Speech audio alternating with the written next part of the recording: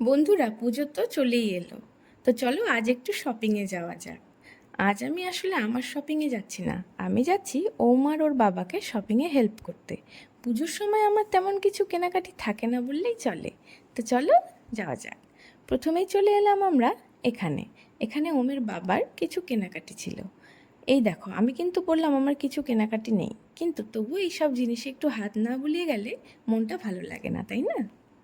তারপরে ওর বাবা খুঁজতে শুরু করলো দরকারি জিনিসপত্র।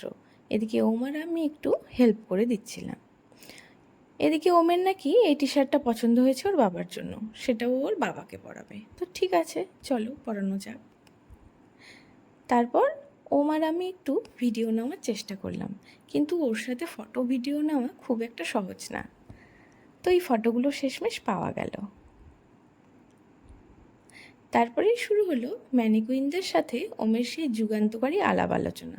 তারা হ্যান্ডশেক করে না কেন, তাদের চোখ নেই কেন, মুখ নেই কেন, নড়ে না কেন, কথা বলে না কেন।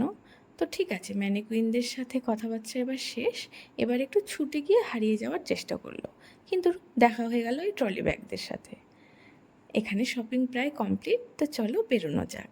কারণ আমাদের যেতে হবে আরেকটা শপিং মলে, সেখানে বাচ্চাদের কিছু জিনিসপত্র কেনাকাটি আছে। তো এখানে ওমের এন্ট্রিটা ঠিক এভাবে হলো। তারপরে আমি একটা মিরর দেখলাম, সেখানে একটুখানি ফটো আর ভিডিও নেওয়ার চেষ্টা করলাম, কিন্তু এই কোলা ব্যাঙের চক্করে পড়ে কিছুই হলো না। তাই এখান থেকে তাড়াতাড়ি শপিং কমপ্লিট করে আমি বেরোনোর চেষ্টা করলাম। আমাদের শপিং প্রায় কমপ্লিট, এখন বাড়ি ফেরার পালা। এই দেখো রাতের জলপাইগুড়ি। বাড়ি ফিরে কী দিয়ে ডিনার করলাম দেখো। তোমরা সবাই বুঝে গেছো নিশ্চয়ই। টাটা।